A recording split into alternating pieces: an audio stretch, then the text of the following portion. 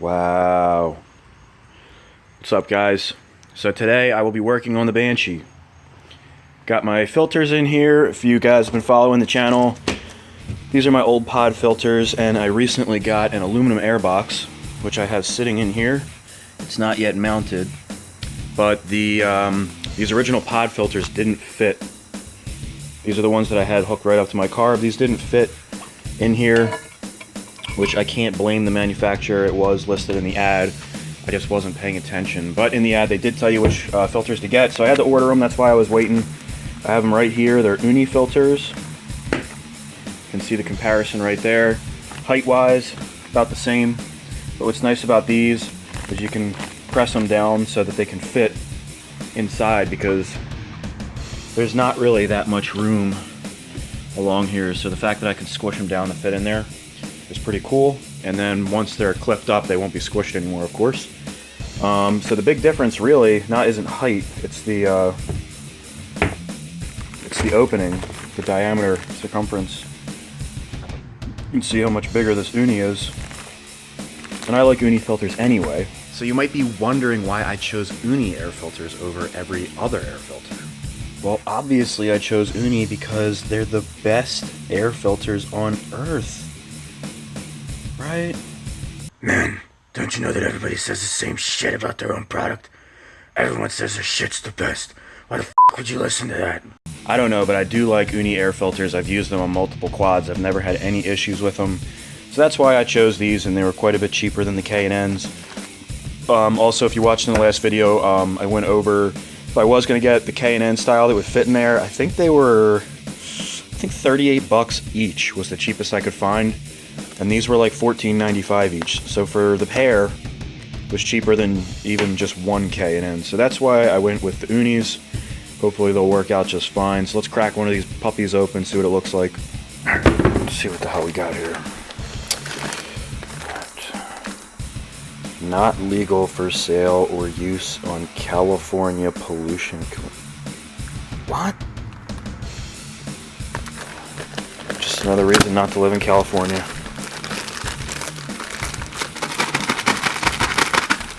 Oh yeah. Sticker bomb. I'm taking those stickers, man. What is this? Failure to oil properly will result in serious engine. What? So there's the filter. It's got a spring in there, keep it straight. Pretty nice O-ring. Or not O-ring, hose clamp. I don't know, typical uni. There's the K&N next to it. Look at the size difference. It's huge. Alright, so now that we have our filters all sorted out, it's time to get this thing mounted up. So basically, like I was saying last time, it's going to be very easy. I took off the original tabs that came with this filter because they just don't fit. And I'm going to be making custom brackets that connect up here to the plastics. This is a lot stronger than it looks. I figured the easiest way to do this is just make two simple L brackets that come up and over both sides. I was going to make a one-piece bracket, but I just think it's going to be easier to do two single one-piece brackets. And then what I'm going to do to make sure that this is in place, I just have to watch. You can see the clearance right there on the filter. The box, and then over here it's touching on this pipe, so I don't want it to vibrate, so I'm probably going to mount it right there. Just give it a little bit of space, and then I'm going to raise it up just a little bit. You can see in that air filter it's resting on the top of the shock. Just going to raise it a little bit so that there's no contact with anything. And how I'm going to hold it there, I'm just going to tuck like a little thin board under there or something, just so this is being held up in place, and then I can make my measurements.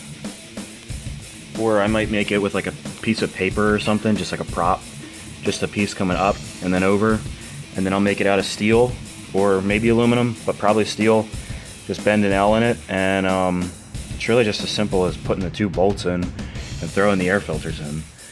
But before I do that, I have to sync up the carbs, so I'm just going to do that really quick. I'm not going to do like a tutorial or anything.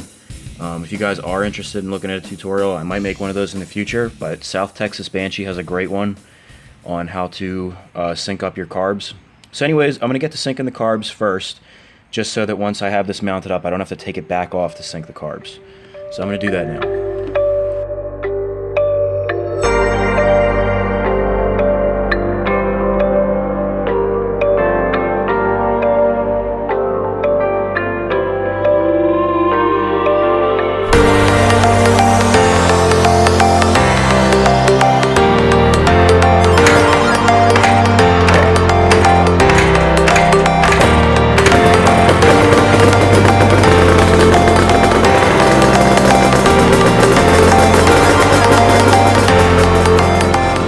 So I have the carbs on there, the OEM ones.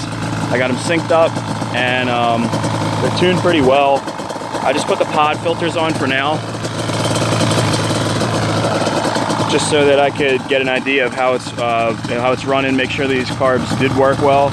And I just took it for a cruise around the yard, and it is unbelievable, the difference.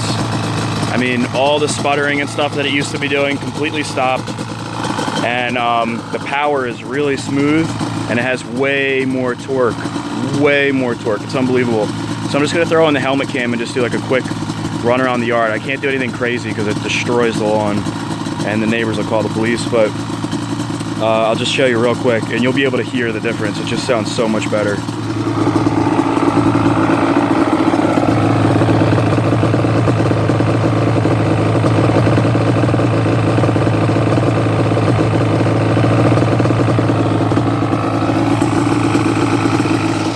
All right.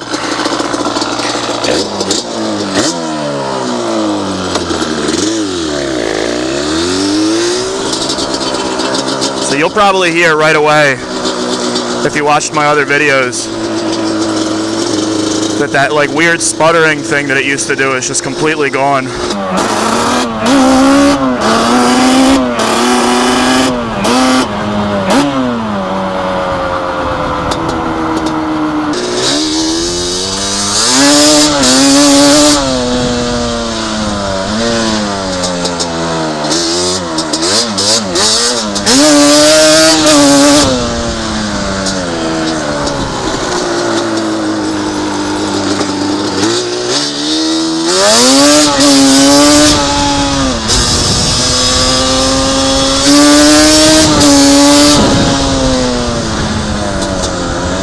You hear how smooth it is, even in the lower RPMs?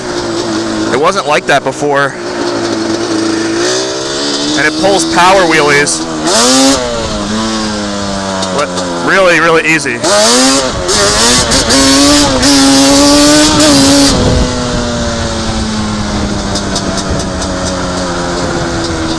It's got some balls.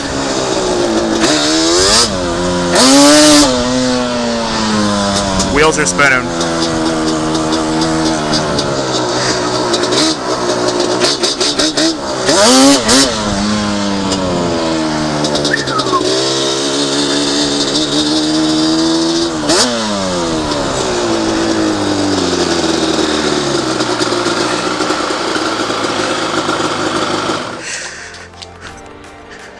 So that's going to be it for now, just to show you how it runs.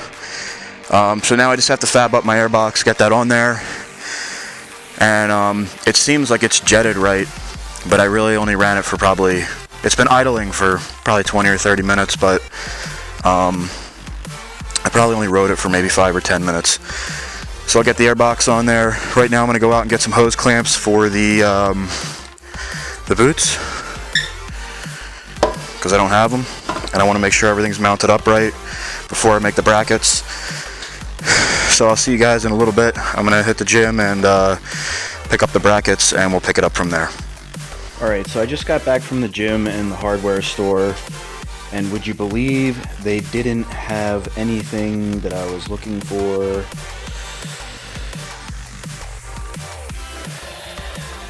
But luckily I found some hose clamps lying around that would fit under here and right here. The one's a little rusty, but you know, it'll do for now. This one's nice, but that's the only one I already had, and I just zip tied this one really tight. So, you know, seed as fuck for now, but it does hold. It's like super tight. So I took the pod filters back off, got the aluminum box sitting in there, and like I said before, I'm just gonna put like a little something under here just to hold the box up slightly. And I'm also gonna throw a wedge. There is a small gap right now, but I want it to be bigger. So I'm just gonna throw like a wedge in between here just to hold it. And then once I have it like mocked up in place, I'm just gonna look for something to make tabs.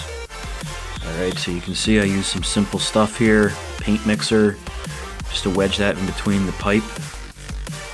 And I used an old blade from an edger to wedge between the shock and the airbox. But it's holding it solid in place. Whatever gets the job done is fine by me, you know what I mean? So now I'm just gonna mock up my pieces. And that will be that.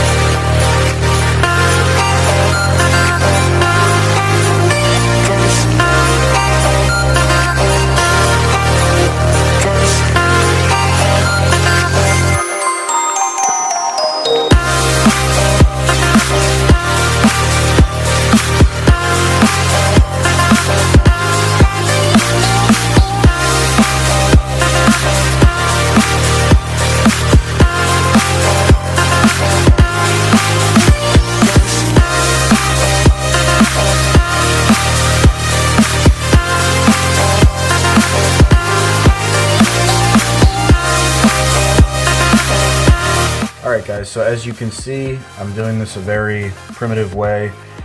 Basically, I took a backing of a tablet, just a piece of cardboard. I was actually looking for like a cereal box or something.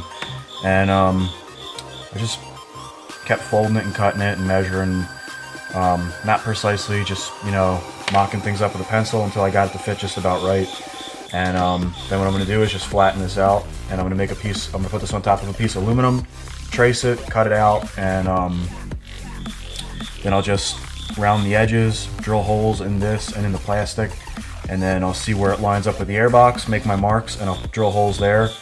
And it should work pretty nice, and it should look good too. It'll all be aluminum, just like the airbox, and it should look like it was actually supposed to be mounted there. And since this piece is so big and solid, it should be really strong.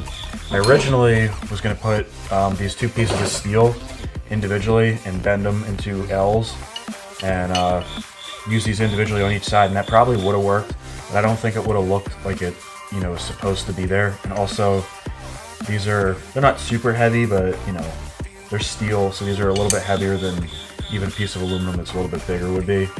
So that's the route I'm going to take. It's a little bit too late to be sawing and stuff, so this is going to have to wait for tomorrow. So I'll give you guys this today.